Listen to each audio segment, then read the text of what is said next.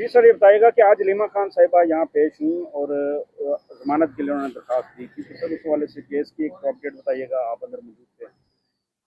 देखिए, आज बिल्कुल वो पेश हुई हैं और हम तमाम लीगल टीम उनके साथ पेश हुए हैं। उनका सिर्फ और सिर्फ कसूर ये है, इल्ज़ाम ये है कि आप इमरान खान का पैगाम जो है वो बाहर लेकर आती हैं, कौम को देती हैं। मुख्तलिफ मुकदमात में सिर्फ यही रोल डाला गया है कि आपने इस जगह के ऊपर खड़े होकर ये पैगाम दिया कि इमरान खान ने कहा है कि कौम अपने हक के लिए खड़ी हो, कौम जो है वो इंसाफ के लिए खड़ी हो, रूल ऑफ लॉ के लिए खड़ी हो, कौम जो है वो आइन की बालादस्ती के लिए खड़ी हो। तो ये कसूर है। तो पाकिस्तान के अंदर यही मामला है कि जो हक और सच की बात करता है उसके ऊपर झूठे मुकदमात बना दिए जाते हैं। असल दहशतगर्द जो हैं वो नहीं पकड़े जाते, ना पकड़े जाएंगे, और जो पकड़ा जाता है उसको आप प्रोटोकॉल देते हैं।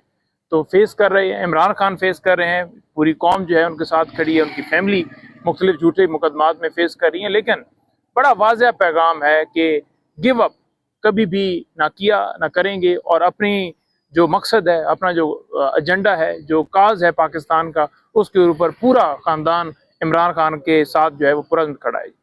सर आपने किसी कोर्ट के बाहर बताया था कि 54 MPs MNAs के गिर्द जो है नायली की तलवार लटक रही है।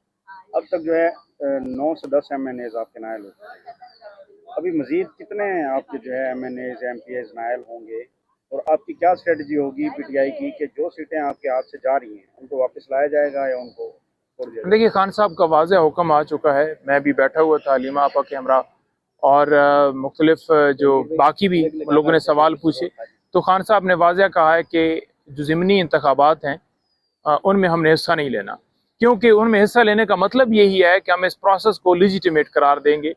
तो जितने भी हमारे लोगों को डिस्क्वालीफाई किया गया, कोई शख्स हमारी तरफ से खड़ा नहीं होगा उन सीटों के ऊपर, क्योंकि अगर हम खड़ा होते हैं और हम उस प्रोसेस का हिस्सा बनते हैं, इन्होंने हरा देना है जो कि इनका पूरा प्लान है, तो फिर तो ये वही बात है कि हम उन सज़ाओं को भी तस्लीम कर रहे हैं और हम उस प्रोसेस का हिस्सा भी बन रहे हैं। तो इसलिए फैसला यही है कि कोई भी खड़ा नहीं होगा। अच्छा सर, अभी हलीमा खान साहबा कुछ शिकायत कर रही थी कि वकला को जो है 26वीं आईनी तरमीम के खिलाफ खड़े होना चाहिए, कोई तहरीक चलानी चाहिए, तो वकला तो बिल्कुल सर खामोश हैं। क्या वजह है कि वकला को इस चीज़ का एहसास नहीं है कि किस कदर, या इसको आपने लेजिटिमाइज कर दिया है? देखिए, जहाँ ILF की बात है, इंतज़ार उसको लीड कर रहे हैं, और खान साहब ने जो उनकी ड्यूटी लगाई है उसके ऊपर वो कन्वेंशन भी कर रहे हैं। आपने गुज़श्ता दिनों के अंदर देखा होगा, सियालकोट के अंदर गए, वहाँ जनूबी पंजाब के अंदर गए, सिंध का दौरा किया, लाहौर के अंदर भी 5 अगस्त को वो भरपूर तरीके से उन्होंने वहाँ एहतजाज भी किया। हालांकि रास्ते में हर्डल्स भी, सारी रुकावटें, पुलिस थी, सामना था, उसके बावजूद वो कर रहे हैं। अभी उनका फोकस जो है वो पंजाब बार काउंसिल और पाकिस्तान बार काउंसिल है। जब इन बॉडी के अंदर जो इंसाफ को तूल देने वाले लोग हैं, जो इंसाफ के साथ खड़े होने वाले लोग हैं, वो नुमाइंदे नहीं होंगे, तो आप नहीं समझ सकते कि उसकी कितनी अहमियत है। और जब वो खड़े हो जाएंगे तो फिर आपकी मूवमेंट जो है उसके अंदर कोई रोल अदा कर सकेंगे। बुकला के नुमाइंदों का खड़ा होना बड़ा जरूरी है। सर ये बताइएगा कि आपने ILF और इंतजार हुसैन पंजोता साहब की बात की है, तो आपके पास एक सीनियर तरीन क़यादत है हामिद खान साहब की, जिनके फॉलोअर्स भी हैं, उनके शागिर्द भी हैं, काफ़ी वकला की एक बड़ी तादाद उनके साथ होती है, तो आपने उनको क्यों नहीं आगे लाने की कोशिश की कि वो आए, आगे तहरीक को लीड करें?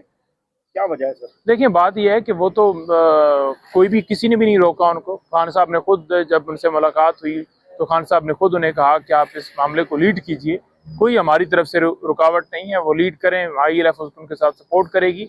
वो सेनेटर भी हैं PTI से, इमरान खान उनको सेनेटर भी बनाया है, और 2 ग्रुप्स हैं पाकिस्तान के अंदर, एक ग्रुप के वो सरबराह हैं, तो वो अगर लीड करते हैं तो डेफिनेटली उससे इम्पैक्ट आएगा। Thank you.